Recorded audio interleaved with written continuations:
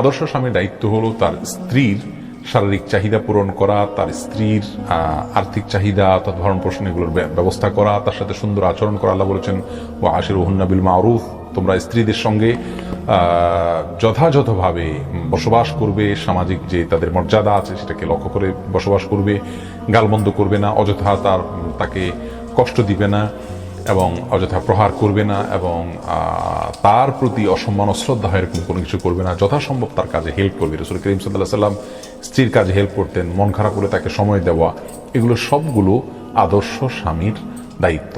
সেই সাথে আদর্শ স্বামী তার স্ত্রীকে আখিরাতের পথে পরিচালিত করবেন, জান্নাতের পথে যেতে সহায়তা করবেন, কোরআন হাদিস শেখার জন্য সহায়তা করবেন। বিশেষ করে তারা বাইরে যেতে পারেন না, সব জায়গায় যেতে পারেন না, শিখতে পারেন না, সেক্ষেত্রে তাদের ইসলামিক নলেজ অর্জনের জন্য পথগুলো উন্মোচন করে দিবেন, বাহির থেকে ভালো কিছু জানলে তাদেরকে শেয়ার করবেন।